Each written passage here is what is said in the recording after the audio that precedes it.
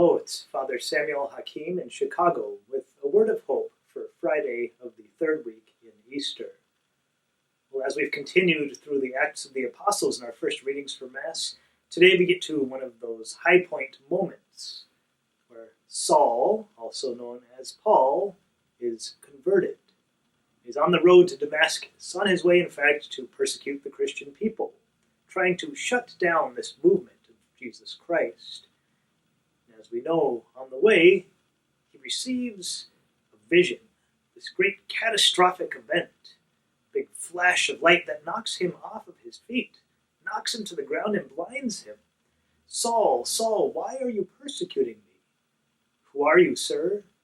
"I am Jesus, the one who you are persecuting." It's a moment that changes his life completely, and 3 days later, there in the city of Damascus, he becomes a Christian himself and begins his mission of preaching the name of Jesus Christ, especially among the Gentiles. Jesus works in Paul's life in an extremely dramatic way.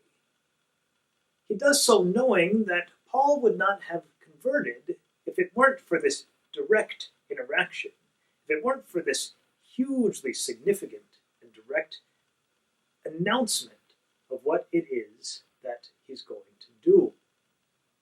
In my work with vocations candidates, so many of them are looking for some huge moment like this.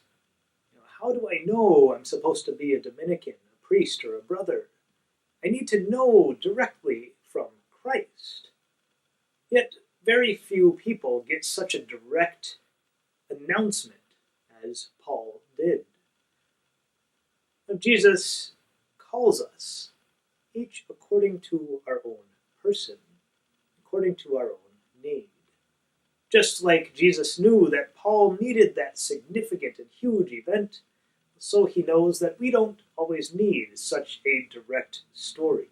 We might think we do, we might long for that, but in the end, we really don't.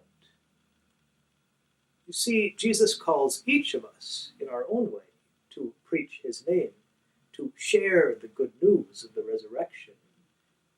But it's always according to who we are.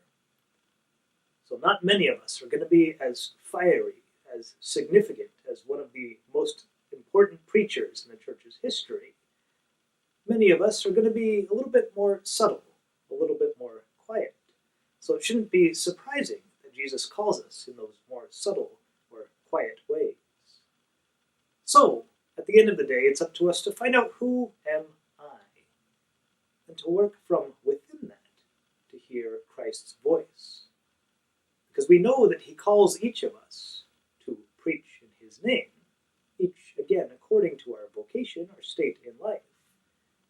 So first, who am I? And then from within that spot, how is Christ calling me? Well, as you listen to Christ's voice today,